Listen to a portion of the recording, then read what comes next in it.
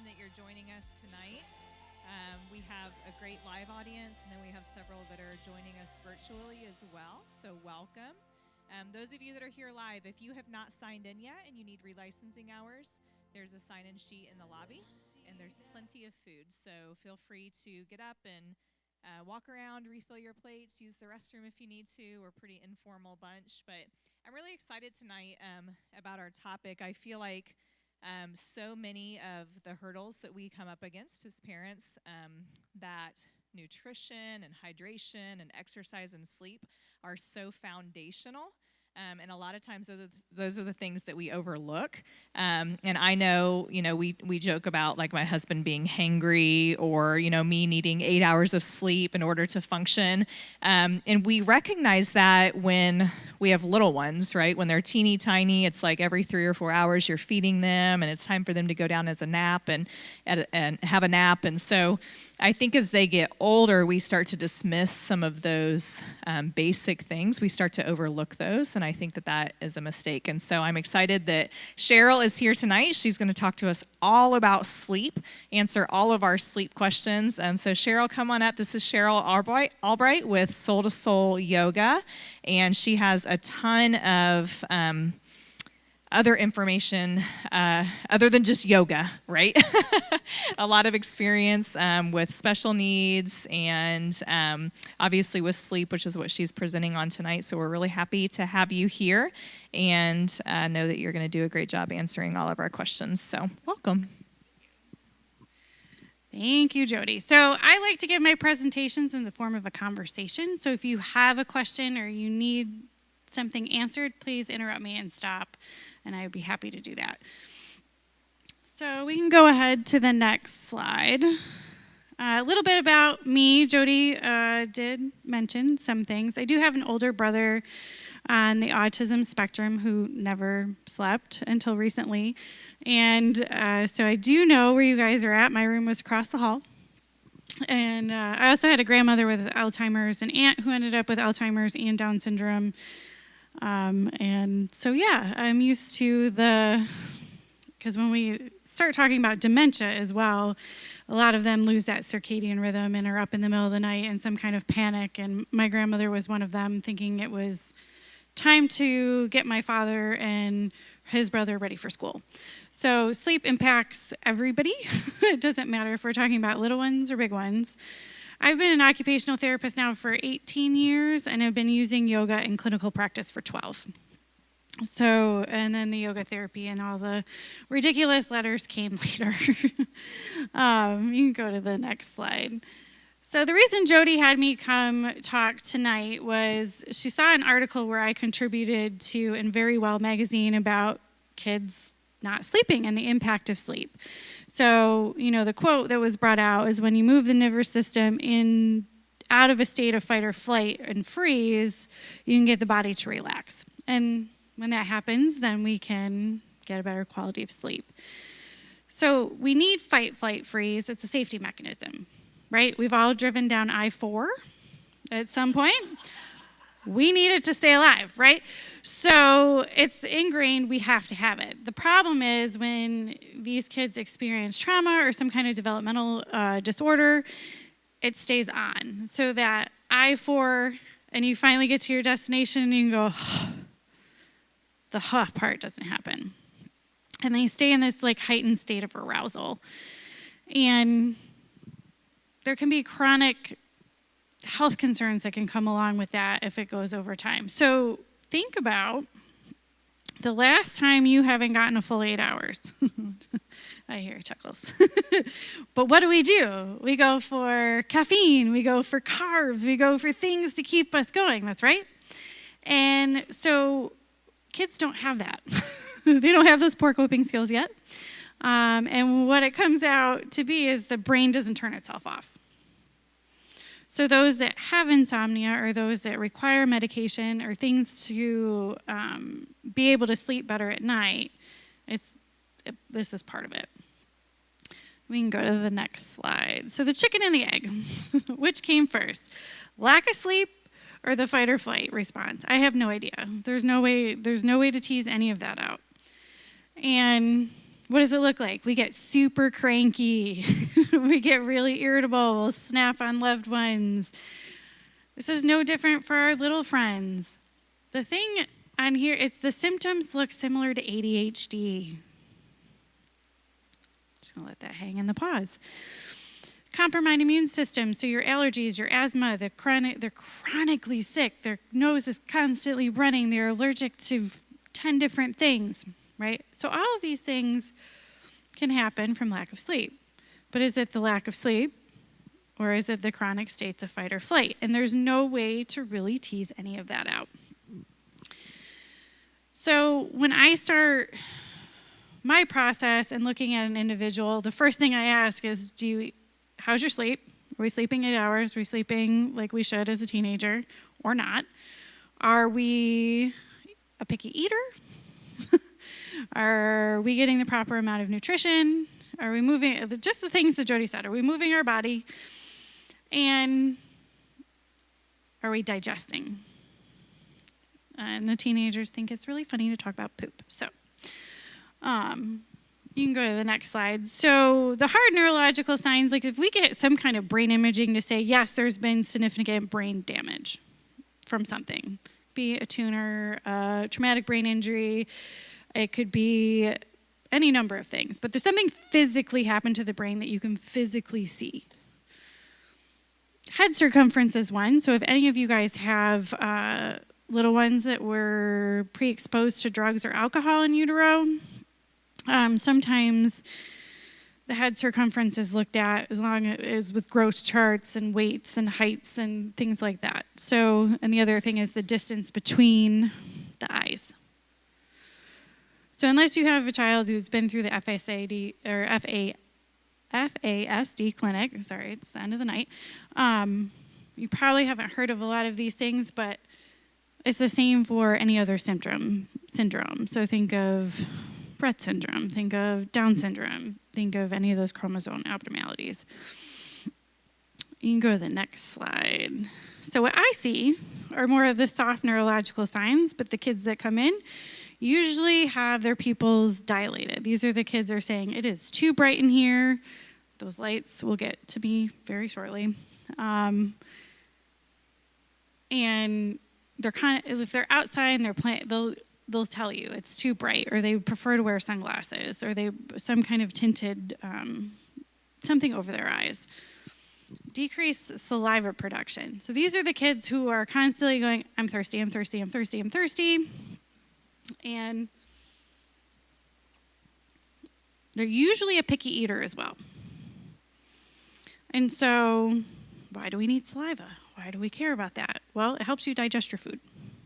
You smell something good, your mouth waters, right? So when you're in a chronic state of fight or flight, that goes out the window. You don't need it. You don't need digestion. You need to get out of whatever situation you're in.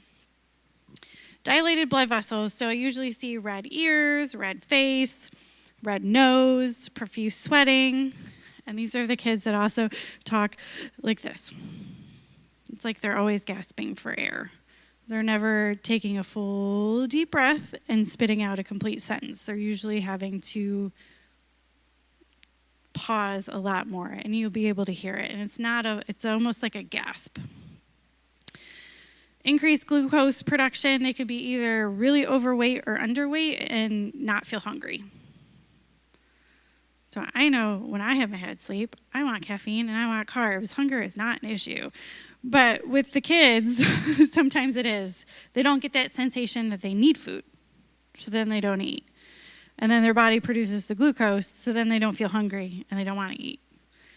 And then you have the other opposite side where I'm hungry, I'm hungry, I'm hungry, I'm hungry, I can't get enough food. And this is where we get the overweight friends. Yes. So the question was, just so your people at home hear it, the question is, can the same kid be both? Yes. It can go in cycles. Be like, I'm starving, I'm starving, I'm starving, I'm starving. I don't want anything for 3 days. And there's no necessarily rhyme or reason unless you can pinpoint something that may have caused a trauma trigger somewhere. Don't know. The kids that were withheld food for whatever reason are usually the ones that hoard it and need it and need to constantly have a constant stream of food in them. Constipation is a very common thing. So if we're in a constant state of fight or flight, once again, we don't need to digest anything. We need to get out of there. So anything basically from the diaphragm down does not communicate to the brain, and you don't need it. These are also the kids that don't pee all day. They'll go to school, they drink plenty of water, and the teachers are like, they never go to the bathroom. Not really so good for the kidneys, but the communication to the brain, to the bladder, is just not there. And then the sleep. Coming back to the sleep, right? Are they sleeping? Probably not if they're showing a lot of these symptoms. They don't know how to turn their brain off, and they don't know how to feel safe. And safety is key. As foster parents and adoptive parents, as hard as this is going to sound, try not to take it personal. I know that's hard. It's hard for any parent. It's not a personal thing, right? They just don't feel safe for something that had happened, and there's nothing you can do about the past other than try to build that trust now. Auditory processing challenges. These are the kids that go, huh, what, huh, and they do it over and over and over. I hear some laughs. You know who I'm talking about. That's what they do, though. They don't process what's coming in. So we've had a really bad night's sleep as adults. And my husband's in the room, so I can pick on him. We'll go and say something, and you're like, wait, what? What was it? Like, and it doesn't compute. Our little ones are no different. It's not computing in their brains either. So you're going to hear, and the teachers will say a lot of times, they ask for the directions to be repeated, or they're acting like they don't understand. Could be both, but they're not understanding the auditory. You're hearing Charlie Brown's wah, wah, wah, wah, you know.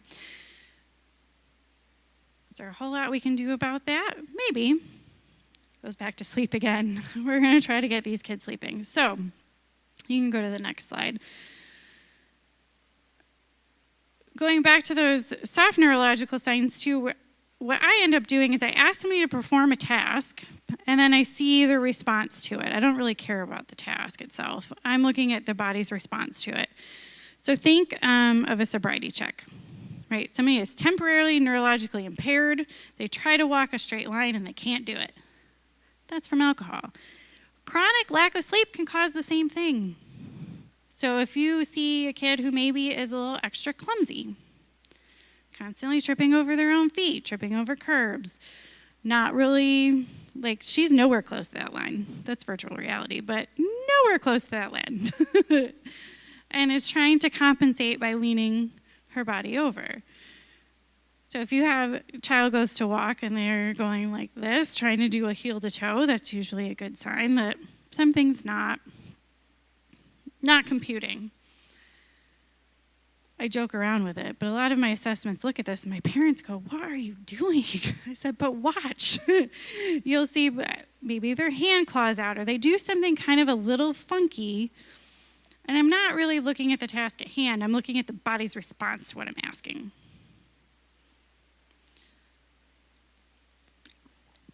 So if you're completely exhausted and haven't had any sleep, you're not going to be able to do these tasks either.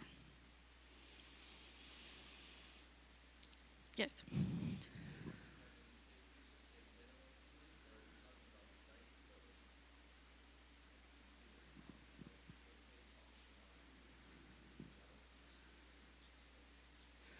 So the question was the degree of lack of sleep is what I'm understanding. So is there a difference between a child that maybe only sleeps 3 hours at a time, or are you talking chronic insomnia? For an adult to get to this phase, it would need to be like chronic insomnia. For kids' brains were wired to sleep. So if they're not sleeping, there's a reason. The other thing I didn't mention in the last slide was that I like to rule out everything medical too. I like these kids to have a sleep study, and if they don't find anything, okay, fine. But I need to rule out seizures in the middle of the night. Are they having reflux? Is there something physically that could have impaired their ability to sleep? Are they waking up? I know for my sibling, we found out it was reflux. He would like do this weird thing where he would tuck his head and put this pillow, like he was trying to wedge himself. I'm like, you can't sleep like that. You can't. He'd fall asleep and then startle up. You might not necessarily smell acid unless it's really bad. Like it would have to be really bad for you to smell like an acidy burp from a child. So what happens is you get startled awake. Now you're up. But you don't want to lay back down because it's going to hurt. And we don't have the language to say, that sucks, and we need something for it. And so now we're just awake because we want to stay in this position and keep the acid down. We can go to the next slide. So the thing with this is it can be all diagnoses, all ages, all across the board. And I think Jody was correct when she said it's something that we don't look at enough. I want everything medically looked at. And then we're going to rule out some of these soft neurological signs, and we're going to look at their state of fight or flight. If they are in foster care, they've experienced trauma. End of story. They've been pulled from a biological home for a reason, and they're now in your care. And then say we've adopted them. Doesn't mean those traumatic events are somehow just resolved now that you're in your home. So those little pathways get wired, and then they stay there. So it does not matter what the label is. I'm probably most known for my work with kids similar to my brother, which severe end of the autism spectrum. However, my youngest right now is 3, and my oldest is 83. Insomnia. So they're saying mild cognitive impairment. But is it? I don't know. As we get older, doctors also like to get out the script pads and write prescriptions for things. So I have not been able to tease out, is it your meds? Is it chronic lack of sleep? Are we really moving into some form of dementia? I don't know, because there's too many factors. So then we take a kid who's experienced God knows what. They're acting like they have ADHD. They're not sleeping. Maybe they're not eating or overeating. Their eyes look like ping pong balls. They're constantly hypervigilant. They know exactly who's in the room. They know what's going on. They're looking here, but they know what's happening over here in this corner. So what's being looked at? That response to the task at hand, right?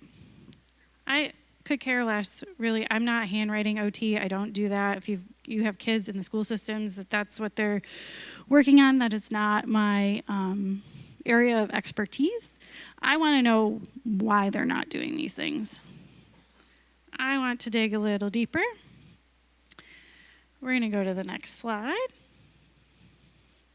So there's an issue with the central nervous system. We've just said it doesn't matter what that diagnosis is. This came from the pyramid of learning in the 90s. I still like it. I still like what it has to say. If there's an issue with that bottom of the pyramid, there's going to be issues up the pyramid.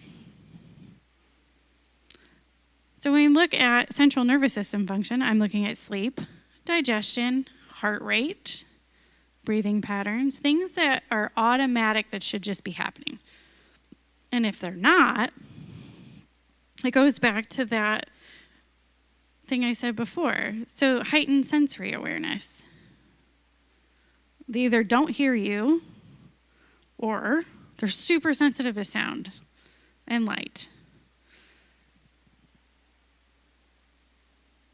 Pick one. Pick a track. So auditory language skills are way up heading toward the top. So are ADLs and academic learning. So we have something that's happened to the nervous system, and we want the school districts to jump all the way up to the top, and the kids are going to sit there, and they're going to take in all the information. We all know that doesn't work. Right? Any questions about the pyramid? I'm trying to keep an eye on the time because I'll talk for hours. So if we take it a step further, we're just going to go to the next slide. This is kind of more of how I looked at it. And I also added a layer, which is interoception, which is the ability for you to understand your body's signals. Referred pain. We all have heard you have a heart attack. It's supposed to radiate out. Maybe it goes to your jaw. For females, it's a little bit different. That's a referred pain center. We know something is wrong with the heart. What if you can't feel that? So each internal organ has a referred pain center out to let you know that something is wrong. Low back pain. If there's nothing wrong with your skeleton and muscular, it could be your kidneys. Everybody's wired a little bit different. There's referred pain charts all over the internet. So if we're having stomach pain and we don't have the auditory or we don't have the language to say, hey, this hurts, what is it going to look like? Could be behavior. Could be lack of sleep. Could be kind of rolling themselves over a ball until maybe gas is released. It could be any number of things. Every kid is completely different. Same thing, it goes back to that needing to know when to pee. So those are the kids that go all day long. And we've all done this. We've all had a super busy day where we're running around trying to get things done, and then we stop and we go, I don't think I peed all day. We've all done it. Everybody in this room has done it at one point or another. It's the same idea. We're go, go, go, go, go, go, go, and we don't stop to think or pee or eat or, right? But imagine living in that state. And nothing ever computes. So that's the closest thing I can bring people to what these kids they're feeling in their bodies. It's kind of like, well, we've all done it. Super stressful day. Running errands, going from here, going to the, you don't have a time to stop. And once you do, you go, oh, wait a minute. Right? It's that constant fight or flight. And it's fight or flight that kept us going. We need it, but we don't need to overuse it. Anybody that's gone through any grief, death of a loved one, thing like that, the brain fog. Horrid. Just went through it myself. Just coming out on the other side. Your brain goes to this like mush, right? But that's a traumatic event. So that brain fog, try to learn something new. Not fun. Not fun at all. So it's basically the same as the pyramid. I like to add a few layers to that. But once again, there's a concern with the central nervous system, which is the bottom of that pyramid, brain and your spinal cord. Sleep patterns are part of it. It's automatic. We don't have control over it. That's our brainstem. So if we're stuck in a feedback loop of I'm not safe, I'm not safe, I'm not safe, we're not going to sleep because we need to be hyper-vigilant and ready to go. We need to be able to run or fight or do something to keep ourselves alive. It's ingrained. Now, we're going to go to the next slide. So if you're not sleeping, eating, or eliminating, over time there is going to be some health consequences. It's just how it is. Us ladies, we like to gain weight. That's where it goes for us. Because we're not sleeping, we're not eating, we need those carbs to keep going. But over time, it's not healthy, right? And this is kind of where the ACE study falls in, so the adverse childhood experiences. They took a bunch of people. They said, okay, here are these 10 questions. The higher the score, the more issues you're going to have with your health as you get older. It's the same thing. So we've got the kids not sleeping, not eating, not eliminating. Fast forward. Now, it doesn't mean it has to be that way. They just say the more likely. Some kids are more resilient than others. I mean, if you've been doing foster care for long enough, you know this. And it depends on the severity of what happened, and it depends on the kid, and there's so many different factors. You don't know. I don't know. I like to joke that my magic crystal ball is in the shop, and I can't predict those things. Let me go to the next slide. So, because we're talking about adoption and foster care, I was leaning more toward the trauma than the developmental disabilities.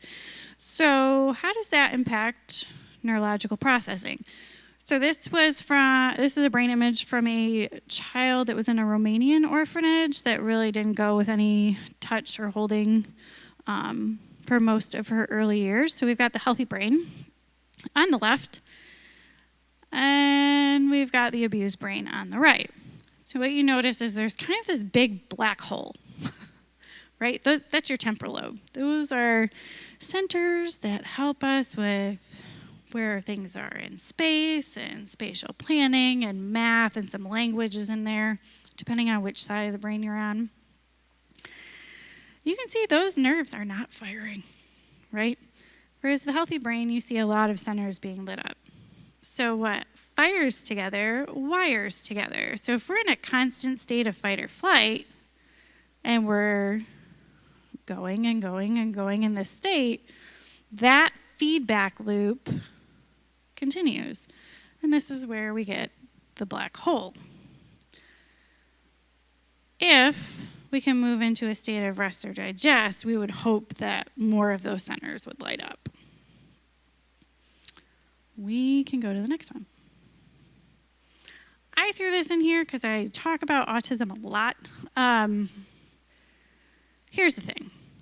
On the outside, the ADOS is what around here, this is what a lot of people use it's a diagnostic tool to see if somebody has autism or not.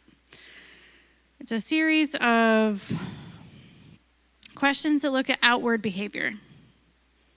Okay, so then we have trauma. And we can't tell unless we have this pretty little PET scan that that's the cause. On the outside, it can look the same. Limited language, decreased eye contact, decreased social skills. They don't know how to play. They might rock.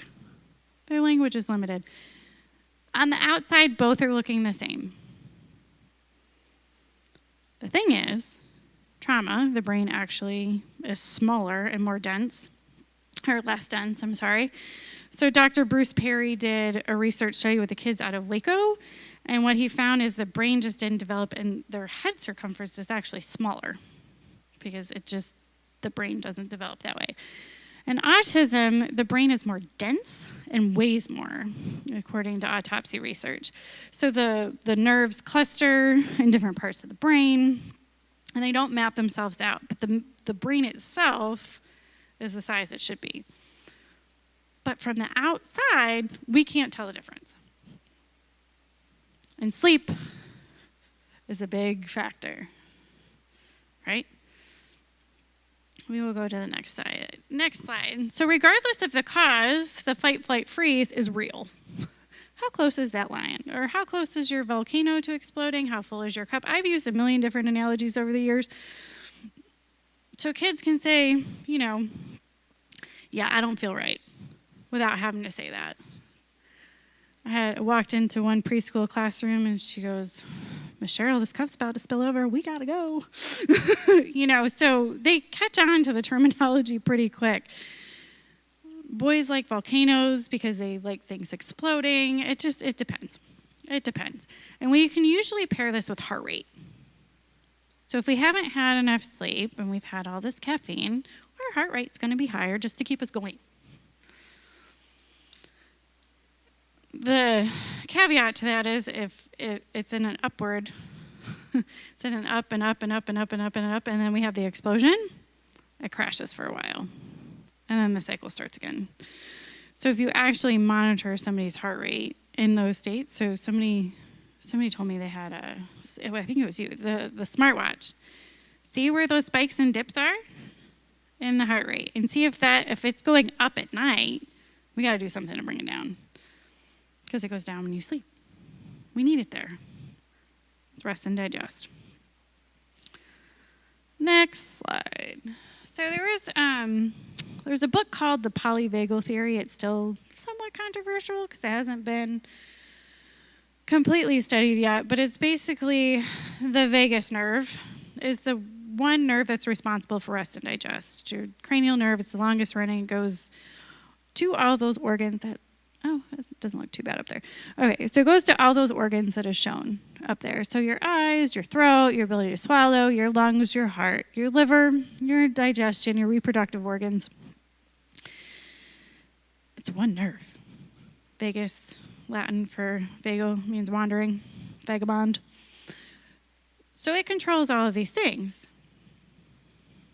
So if it's not turned on, it's not controlling any of those things.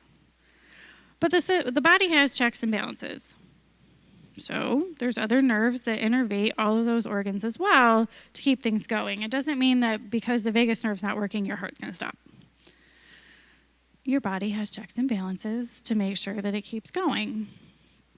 But we want rest and digest. We want this nerve to say, hey, I'm alive. I'm right here. But if we don't use it enough, we lose it. Those of us that are getting older can attest to that. If we don't use it, we lose it, right? It's the same idea. Same idea with brain pathways. It's the same idea. One of my yoga teachers said in a training recently, she's like, we don't get old and stop moving. We stop moving and we get old. So if we start thinking about pathways in a different manner, so it makes me wonder about our aging population too. Like as we're aging, is that nerve just not coming online? And that's where we get people who are incontinent and can't sleep and digest and everything that the pharmaceutical industry wants to throw at somebody? Or is it just because this guy is turned off? I don't know. There's no way to tell. But we want that parasympathetic activity. We want rest and digest. We want to be able to get there. Next slide, please. So like Jody said, I do very traditional yoga. And that should not scare anyone. I know there's a lot of myths regarding it. The screening tool I use versus the traditional. So I actually have those top two switched. But traditional yoga, there is mantra repetition. So I say something, you repeat it. It's going to sound simple enough, right? But these kids with auditory processing can't do that, right? If you haven't had enough sleep, how many times have you gone, huh, what, to your spouse? We've all done it. It's the same thing with the kids or young adults. Same thing. I look to see how their fine motor coordination is working and what their balance looks like and all of the things. Eye tracking is a big one. So I will say out of that list, the concerns that I see most often with this population is the inability to stand on one foot, although they can sprint faster than a lot of Olympic athletes. But when you ask them to stop, they just can't do it. Eye tracking, their eyes are like ping pong balls. They are hyper vigilant, so to focus on one thing and actually move their eyes smoothly is extremely difficult. And then the call and response. I say something, you repeat it. Out the window, typically. Now, I've seen some other quirky things over time. Reactive attachment, a lot of times I see kind of the same thing. So the severe trauma, their brain's just not processing the world the way we are. Typically the caregiver is bad, that sets off the fight or flight, even though it's not anything personal, and just whatever happened prior to your care. Maybe I'm onto something, who knows. Let's go into some case studies. We can go to the next slide.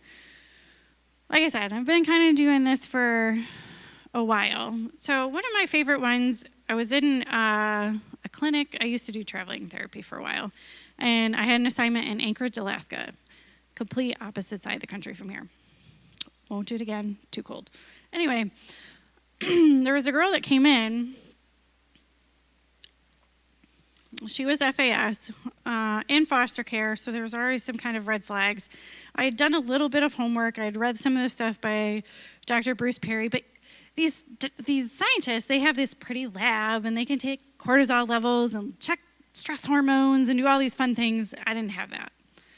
But I looked over and there's the pulmonology clinic. They have a pulse ox that I can use, that I've been trained to use, and that I can figure out. So the foster parents' concern was she was 12 and wasn't independently doing her own ADLs. So she wasn't washing and brushing her hair. She wasn't showering alone. She couldn't sequence these, what she thought were age-appropriate tasks.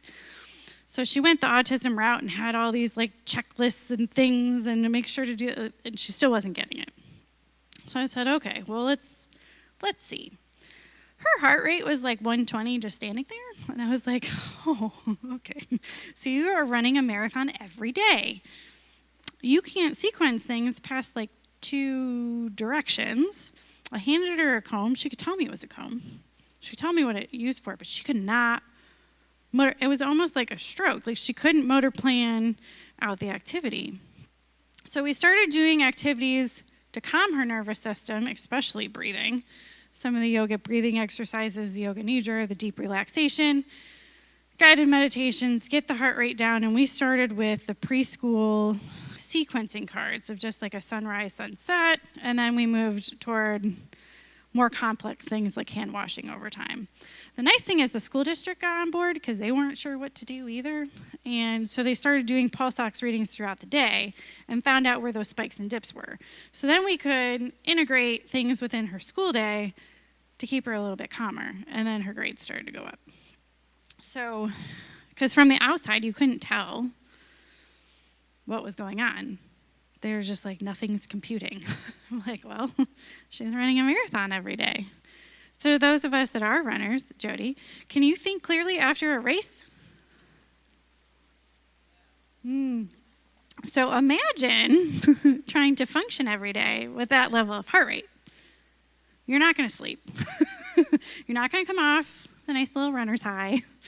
You're not going to come down. But you're, at least for me, I ran before injury. So I was like, I feel like Jell-O.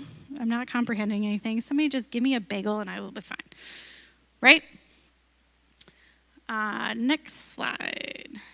So those are some of the red flags for her, but any pre and post trauma care should have some kind of mindfulness something.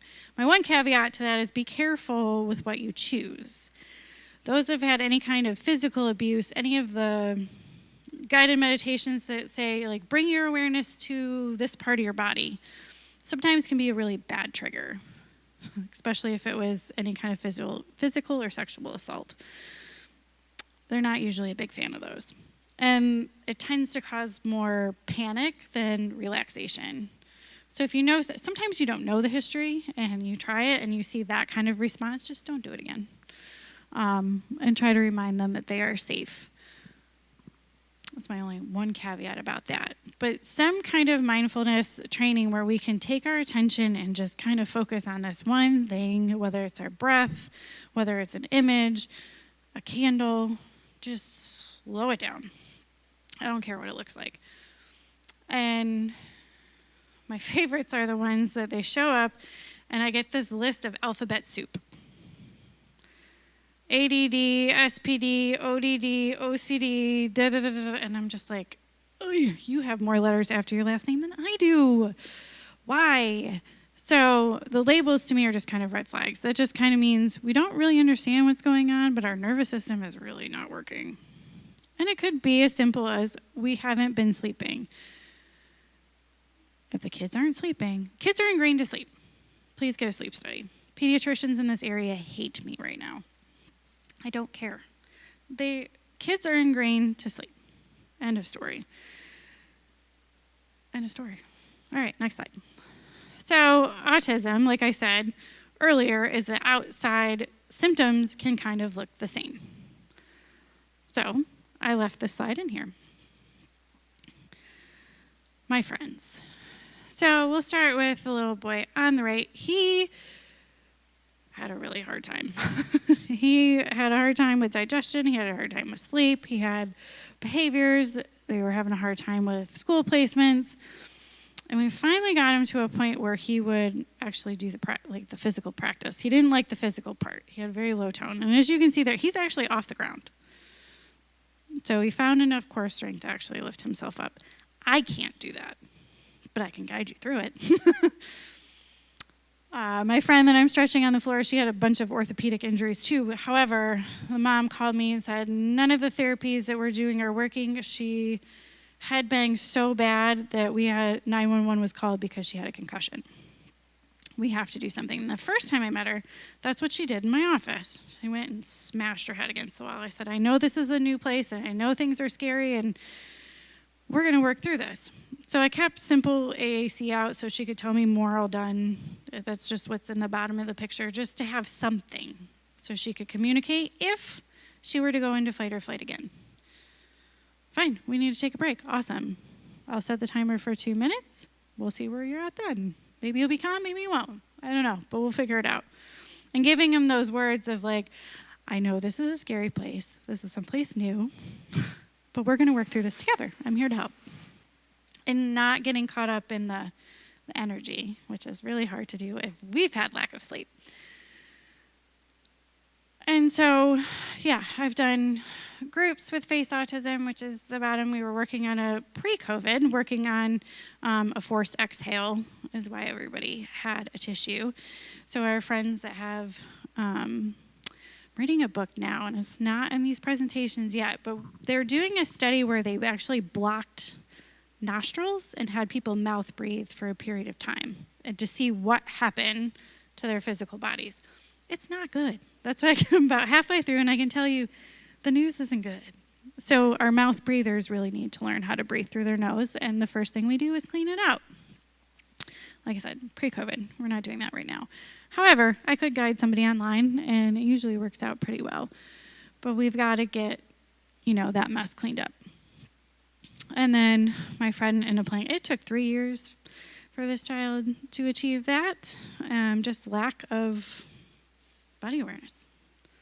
And once all the muscles and the body decided to work together and the brain clicked on, this is what we got. Do I care that she got in a plank? No, not really. It's the body and the brain connected and did something together, which is super exciting. Just like skipping when I do an eval. Do I care that they can skip? No, not really. I just want to see what the body looks like when it has to do something at the same time. We can go to the next slide. Does anybody have a child with FAS in their care? Okay, this one's for you. So, talked about the Alaska case study, and a lot of times, so there was like multiple layers of trauma there, right? So we have FAS, and then we have all these extra layers so we're in foster care, we were moved for a reason. What was nice before I left was that the parents were working their case plan and trying to get sober, and they would come into the sessions, and actually a lot of the breathing exercises helped them too. Right? And so it was a nice that I could be part of that reunification process and kind of show them there's different ways to learn and how we can get, so she doesn't have to rely on adults so much. It just adds challenges. So you've got trauma, and then you essentially have brain damage due to alcohol. And the thing with FAS that I learned working at the Florida Center is it's like Swiss cheese. But you never know where the hole is going to be on any certain day. It moves. So we might be able to get ourselves completely dressed one day, and the next day we don't even know how to get the clothes out of the drawer. There's just no consistency. And that's what it does. The same thing, I find this with kids that were born addicted to other substances as well, not just alcohol. Also, where I learned to look at some of these neurological things that aren't quite firing together and figuring out how we can address those challenges. How can we get the brain to fire together? Next slide. Brain injury. So I left this in here because I know that, unfortunately, kids get abused. This individual in particular went 10 minutes without oxygen because she dropped of sudden cardiac arrest before she was 2.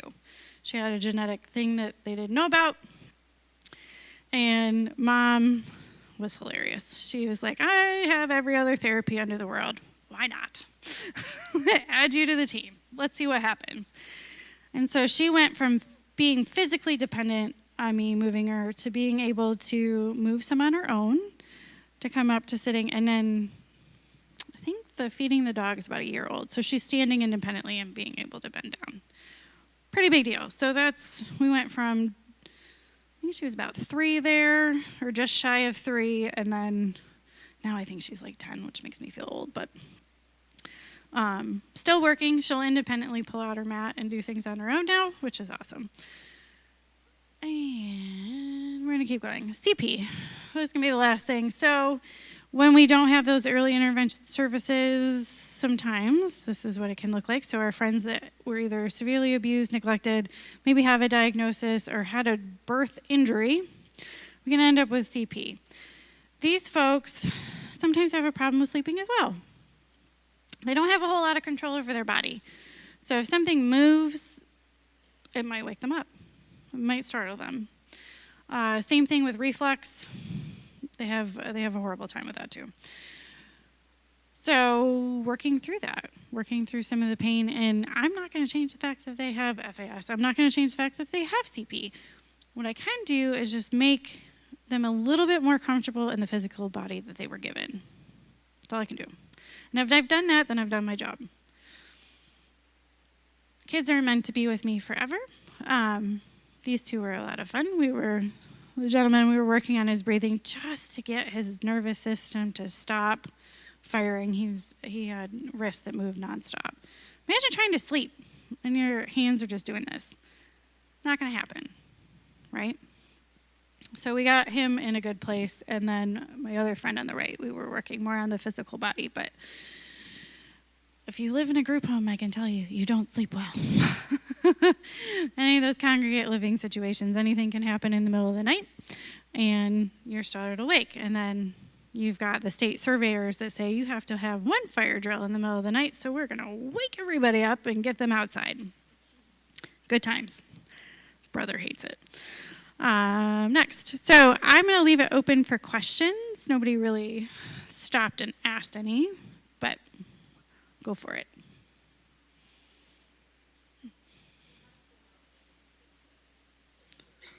So the question was, how do you go about getting a sleep study? You go back to the pediatrician and say, the kid is not sleeping and this is what I want.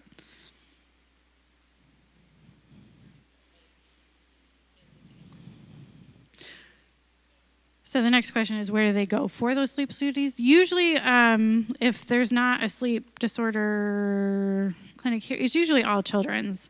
And I don't know if they do it at the Clark Road. It is up in St. Pete. So I didn't think so, but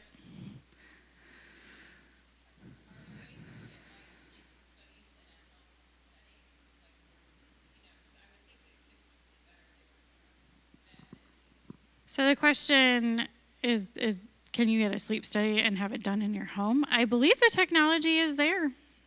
I know most of the kids that I work with stayed at All Children's, but that's usually because they already had I know one had obstructive sleep apnea, so they wanted to keep a monitor. So I think it depends on the individual case at this point. If it's a child that will leave the electrodes alone, I think has a part in that. Otherwise, the nurses come flying in and put it back on. Kids are meant to sleep. End of story. And so what I don't like hearing from pediatricians is the wait and see. We don't have time for that. There is no wait and see. Wait and see what? What are you looking like? I mean, I go back and I question, like, what are you looking for then? What are we waiting for? What is the milestone? If we don't meet it, what is it? What is the thing that you're looking for? I'm not a fan of the wait and see method. I would rather say, okay, well, while we get some of these studies done, I know that some of the breathing exercises are really good for reflux and apnea and some other things. So why don't we get that started? And then, because All Children's can take anybody that's dealt with All Children at least 6 months to get anything.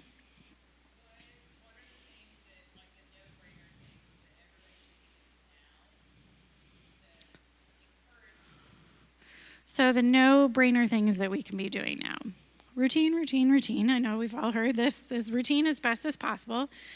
So sticking to the same thing every night, whether it's bath, book, whatever. So there's a consistent expectation. That's more of a psychological approach. And I'm going to rephrase the take a deep breath. So what I want everybody to do is tell the kids to breathe out as much as they can. The inhale is going to come out automatically. So our kids that are talking like, I don't want to go to bed, and the ones that are like this and they're running around, breathe out. The in part, they're doing just fine. They're doing this. We need them to exhale. Calm down the nervous system. I'm a big proponent of massage if they'll tolerate it, so some kind of touch. Dr. Bruce Perry says the tactile system is what you have to kind of go after first, especially when it comes to trauma. So I am big on massage if the kid will tolerate it, especially at the feet. I don't know what it is about the feet. I don't know. I like to go get pedicures. I like my feet rubbed. It depends on the child. If it's a teenager, I encourage them to do their own self-care routine, whatever that looks like for them. Even if it's a massager that they can, like an electronic one that they can use themselves. Whatever. Some people prefer a bath or a shower before bed. Some don't. So it's also individualized. I like a super hot shower before I go to bed. Not everybody likes that. I like to wash the day away and then I'll go to sleep. Some kids may not want that.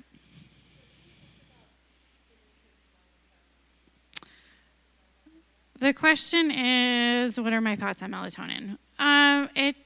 If I like to get to the root cause, I would hate to give a kid a substance and it's apnea or GERD or something else that would cause something more significant to happen. If all those things are ruled out and your pediatrician says go for it, I don't know. I know there's a lot of supplement stuff out there. I mean, I've been prescribed things like chelated magnesium to get to sleep for night terrors. It depends on your physician. It depends on the child. It depends on other organs in play. So if there's significant kidney damage, you shouldn't have certain things. So it really just takes somebody that knows what they're doing. But that was a long-winded answer to your question. I don't have an answer for that. It depends on the individual and the root cause of the sleep disorder. If they are truly not producing enough melatonin, is it because they're in a chronic state of fight or flight? Let's talk about that. If they actually are getting to sleep on just a little bit of melatonin, I'd be surprised. If it truly was anything I talked about. I mean, you can try it, but I would like to, especially like reflux, I would like to have that ruled out because that is an awful feeling if you've ever had it. It can make you, it could be like obstructive sleep apnea. It can startle you awake. Any other questions? I'm a big fight, flight, let's play with the vagal nerve, get the kids calmer. Is it going to be a permanent fix? Well, if we can get them young enough and we get them to the teenagers, hopefully I've taught them a lifelong coping skill so they don't have to come to me. They could go with their friends to the gym and go to a class, or they could go figure out what feels good for their body and then go do it. The go do it is the problem. The go do it and try to, we all have really busy, hectic days. It's really hard sometimes to carve out that time to go to the gym or to, but there's plenty of free stuff online now on YouTube and any number of things. I'm a big proponent of the Calm app, especially for my preteen and teenage boys. LeBron James has a whole mindfulness series on there. They love it, and they hear it. And it's not just this crazy lady telling them to breathe. It's a professional athlete telling them to breathe. It usually goes on sale Good Friday, just so you know. Don't buy it now. Wait. They have it for like 50 to 60% off. Highly recommend it. And for a while, they had it free for teachers. I don't know if they... Yes. Try it. Let me tell you, the boys, LeBron is cool. I am not. You can ask my teenagers over at community day school. I'm totally not cool. Any other questions? It takes time. It's not a quick fix. Anything I do is not a quick fix. It's going to take a while.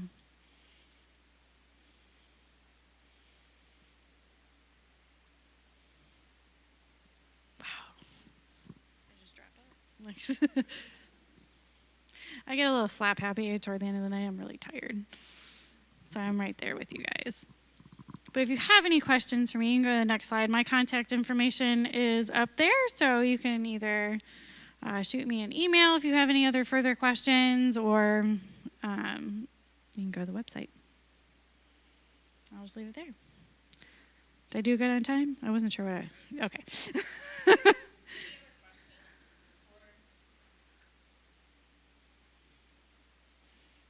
All smiles.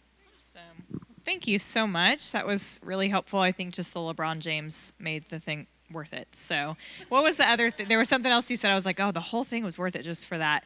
A couple other things. So we have 5 teenagers at home right now. So sleep is, I think they start to fight it too more and more. Like they're maybe good sleepers when they were little because we had the routine and all of that kind of stuff. And now it's like, I want to stay up late, or I have work, like my son works until 11, a couple nights a week. Like there's just crazy stuff like that starts to creep in. So some things that have worked well for us, being off of screens an hour before bedtime. And I think I've probably shared this before. What they ended up doing is they're like, well, what are we going to do for an hour with no screens? I guess we'll just go to sleep. So they actually just started going to bed an hour earlier rather than like staying awake with no screens, which was funny. Now they've kind of adjusted out of that, and it's cute because they'll like have these little meetings in each other's bedrooms, where they're like hanging out and like talking, and so it's been really good for kind of their bonding time. 2 of my kids found out that they like a weighted blanket. Some of them don't. It's like too much. It's too much pressure. Yeah. Yep. So I think it is pretty individual. One of my kids, she likes to take kind of a cool shower, and then she likes her wet hair on her t-shirt. That would drive me nuts. Like I would never, ever, ever be able to fall asleep under those conditions. She's very hot-natured. So she likes the cold and then the fan blowing directly on her like the whole night. 2 of mine sleep with ice packs. Like they have those flat, like those sleep. We've done a lot of sleep things, you guys. It's like, please sleep. Just because I think it's so important. The ice works really well for the ones that are chronically overheating. And so that's part of that rest and digest. We have to get that nervous system to calm down. So if they're constantly sweating, okay, ladies, who's sleeping when they're sweating? No one. Yeah, but another one of mine, she will sleep with a hoodie and sweatpants and 3 blankets plus a weighted blanket in the same environment as the one with the cold hair and the fan blowing. So it is, I think you just have to try a lot of different things. We used sound machines for a really long time. Now they have fans instead. So I think you just try, like you said, you just try stuff and see, what it is that they like. So any other questions? Or anything that you're like, my kid loves to go to sleep under these conditions that maybe would help somebody else. But I think the routine is so important. I think exercise, making sure they're, like if they're just sitting all day long and then they come home and they're sitting more, I think they need to move their bodies. Yeah.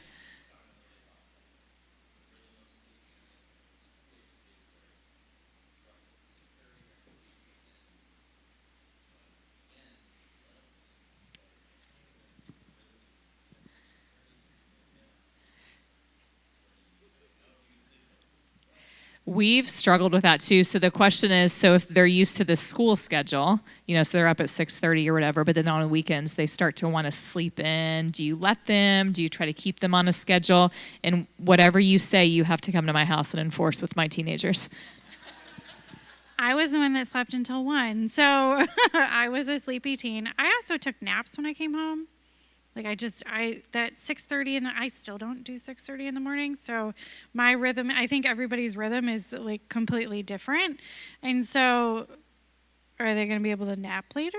Like, what's the purpose of getting up at 6:30? I don't know. I understand if you let them sleep until 1 o'clock on Saturday and Sunday, they can't fall asleep Sunday night, and then there's an issue. I think there can be a little compromise in there, maybe sleep until like 8, so it's not as extreme, but that would be kind of my suggestion. Is they still need the rest.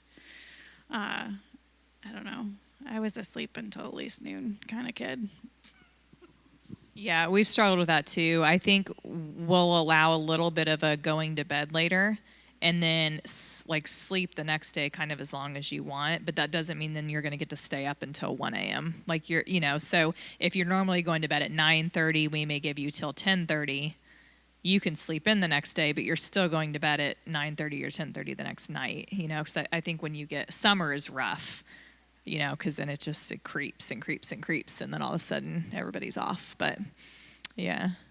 I don't know. And I know I've heard you can't really make up sleep, right? Like in my mind, I'm like, let them sleep. They need to catch up on the weekend. But you can't really bank sleep, right? Yeah. Too bad. Yeah. I still try when I can. Any other questions? Great.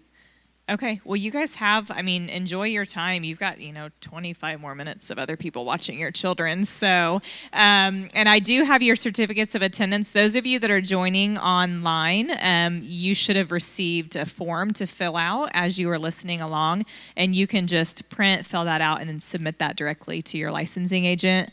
Those of you that are here tonight, you could just pick up your certificate on your way out and submit those as well. But feel free to grab more food. There are some to-go boxes back there as well, because we had a lot of extra. So pack lunch for tomorrow.